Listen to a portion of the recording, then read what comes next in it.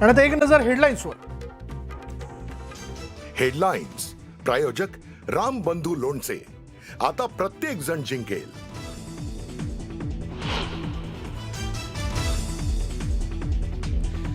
ठरलेला असतानाही महायुती अंतर्गत पक्षप्रवेश झाले. मुंबईत जाऊन याबाबत चर्चा करणार.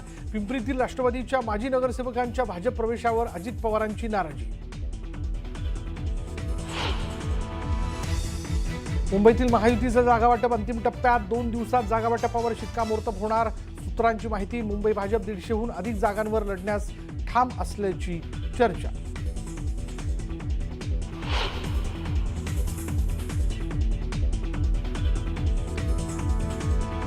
महापालिका निवडणुकांसाठी मुंबई भाजपची जोरदार मोर्चे बांधणी. 27 समित्या प्रचार नियोजन आणि सभेचं नियोजन पाहणार, तर घरोघरी प्रचार सुरू करण्याचे आदेश.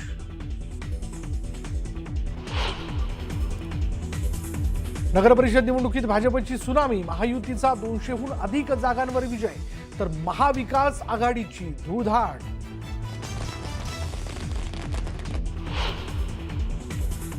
भाजपचे 129 नगराध्यक्ष तर 3000हून अधिक नगरसेवक विजयी. नगरपरिषद निवडणुकीत भाजप नंबर 1चा तर शिवसेना दुसऱ्या नंबरचा पक्ष.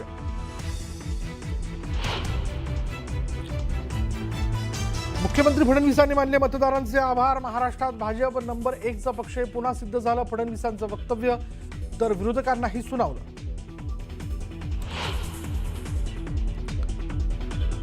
निवडणुकीत पैशांची गारपीट झाली. विधानसभेसारखी या निवडणुकीत ईव्हीएमची सेटिंग कायम होती.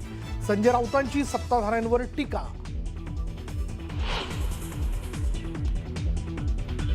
मनसे ठाकरेंच्या शिवसेनेचा जागावाटपाचा प्रश्न सुटला. 2 दिवसात युतीची घोषणा करू. राज ठाकरेंसोबतच्या बैठकीनंतर राऊतांचं विधान.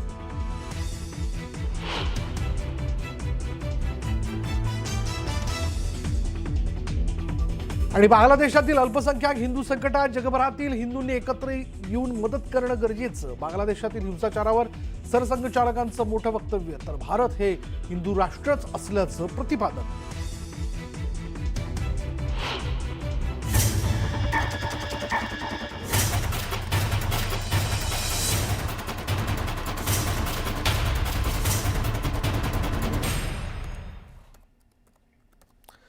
या बुलेटिनमध्ये आपण सुरुवात करूया आत्ता क्षणाच्या ब्रेकिंग न्यूजने.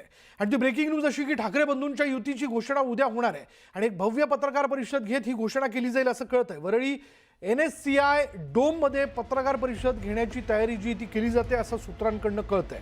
मातोश्रीवर आज प्रमुख नेत्यांची बैठक सुरू आहे आणि उद्या ठाकरे बंधूंच्या युतीची घोषणा ही NSCI डोममध्ये पत्रकार परिषद घेत केली जाणार आहे. आता एक क्षणाची मोठी बातमी आपण बघतोय. महापालिका निवडणुकांच्या पार्श्वभूमीवर एकीकडे महायुतीनं आपल्या निवडणुकीची तयारी सुरू केलेली आहे, मोर्चे बांधणी सुरू केलेली आहे, पण दुसरीकडे मात्र सगळ्या लोकांमध्ये चर्चा आहे, सगळ्या मतदारांमध्ये चर्चा आहे, राज्यभरात ही चर्चा आहे की उद्धव ठाकरे आणि राज ठाकरे केव्हा एकत्र येणार. एकत्र येण्याचं निश्चित झालंय, पण तो दिवस कुठला या संदर्भात आपण पाहिलं तर अगदी काल परवापासूनच उद्धव बाळासाहेब ठाकरे पक्षाच्या वतीने महत्त्वाचे नेते देखील शिवतीर्थवरती हजेरी लावताना दिसत होते आणि अखेर उद्या याबद्दलची घोषणा जी ती केली जाईल.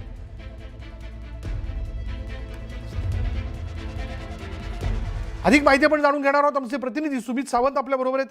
सुमित, अखेर उद्या दोन्ही ठाकरे बंधू एकत्र आल्याची घोषणा केली जाणार का?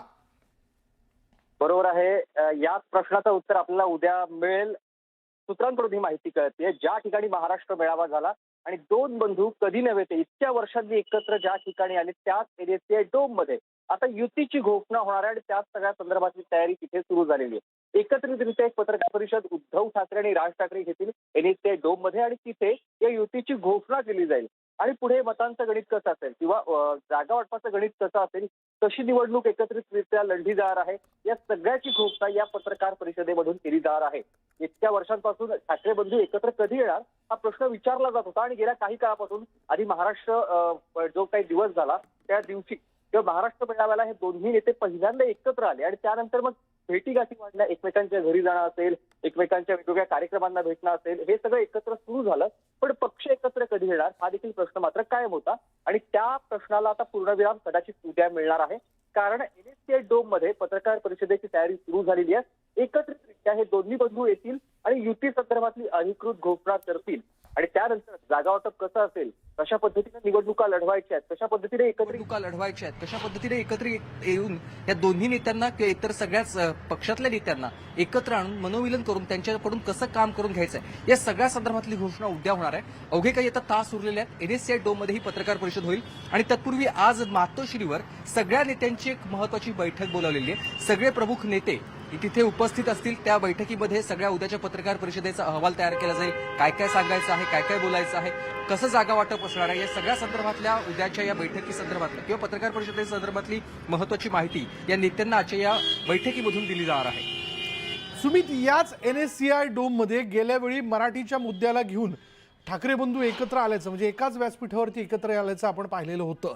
आता इथेच ही पत्रकार परिषद जी पार पडते, उद्या डायसवरती नेमकं कोण कोण असणार पत्रकार परिषदेमध्ये याबद्दल काही कळू शकलंय का? म्हणजे राज ठाकरे, उद्धव ठाकरेंच्या व्यतिरिक्त इतरही काही नेते असतील का? या सगळ्या संदर्भातली अधिकृत माहिती कोणती अद्याप मिळालेली नाहीये किंवा सूत्रांकडून तशी कोणती माहिती मिळाली नाहीये. कारण हा महत्वाचा दिवस असणार आहे उद्याचा, कारण तो युतीची घोषणा करणारा दिवस आहे. याआधी आपल्याला ठाऊक आहे, जेव्हा महाराष्ट्र दिन साजरा झाला किंवा महाराष्ट्र मेळावा साजरा झाला, मराठी मेळावा साजरा झाला, तेव्हा फक्त 2 भाऊ त्या मंचावर आधी होते आणि त्यानंतर मग 2 परिवार एकत्र आले आणि मग नेते देखील मंचावर आलेले होते. सुरुवातीला केवळ 2 भाऊ सुमित, मी एकत्र जरा तुला आलेले आपण थांबवतोय. त्या आपल्या मेळाव्यामध्ये बरोबर शिवसेनेच्या नेत्या सुषमा अंधारे, त्यांच्याशी आपण बोलूयात. सुषमाताई, अखेर दोन्ही बंधू एकत्र येतात याबद्दलची उद्या घोषणा केली जाणार का?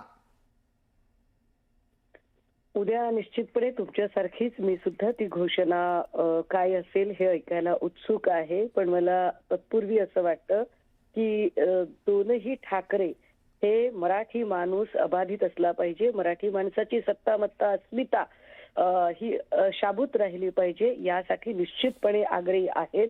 त्यामुळे उद्याची जी काही घोषणा असेल त्या घोषणेमध्ये मराठीचा, महाराष्ट्राचा, मातोश्रीचा हे समीकरण निश्चित आपल्याला ऐकायला मिळेल. सुषमाताई, यापूर्वी देखील निवडणुकीच्या निमित्ताने आपण राज्यभरात दौरा केला. जेव्हापासून ही चर्चा सुरू झाली की उद्धव ठाकरे आणि राज ठाकरे दोघंही एकत्र येणार, फक्त आता घोषणा होणं बाकी आहे, काय एकूण तुम्हाला जनतेमध्ये सूर दिसला? तुम्ही त्यांच्याशी देखील संवाद साधला असेल. मला असं वाटतं की दोघे एकत्रित येणार याचा जनतेमध्ये काय वातावरण आहे, तर निश्चितपणे लोकांना नाती जोडलेली आवडतात, तोडलेली आवडत नाहीत.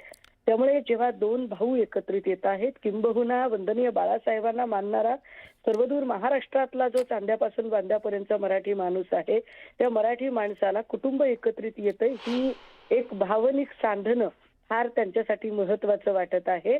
आणि निश्चितपणे त्यांना असं वाटतं की वंदनीय बाळासाहेबांचा उजवा डावा हात एकत्रित येणं म्हणजे ही ताकद अजून जास्त परिदृढ होणं, या अनुषंगाने एक भावनिक स्फुरण या सगळ्या लोकांमध्ये आहे. येणाऱ्या निवडणुकांवरती याचा मोठा परिणाम म्हणजे सकारात्मक परिणाम दिसेल असं आपल्याला वाटतं का? हो, मला नक्कीच असं वाटतं. त्याचं कारण असं बघा, रवींद्र वायकरजी यांची जी सीट होती, तर वायकरांची सीट ही अवघ्या 5-7 मतांच्या फरकाने, म्हणजे खासदारकीची सीट 5-7 मतांच्या फरकाने गेली होती. इकडे तर महापालिकेचं इलेक्शन आहे. महापालिकांमध्ये सुद्धा कधी कधी 20-25 मतांचा फरक सुद्धा फार मोठी गोष्ट असते. त्यामुळे अशा वेळेला निश्चितपणे आपली माणसं आपल्या सोबत राहणं हे कोणालाही आवडणार आहे. त्यामुळे उद्याची जी घोषणा असेल ती घोषणा सकारात्मक असावी असं निश्चितपणे महाराष्ट्रातल्या प्रत्येक मराठी माणसाला वाटेल. सुषमाताई, पण दोघांनी एकत्र येणं हा या निवडणुकीकरता ही एक स्वतंत्र युती असेल की इतरही काही पक्ष जे आहेत समविचारी पक्ष त्यांना देखील सोबत घेत? सुषमाताई, मी आपल्याला जरा थांबवतोय. संजय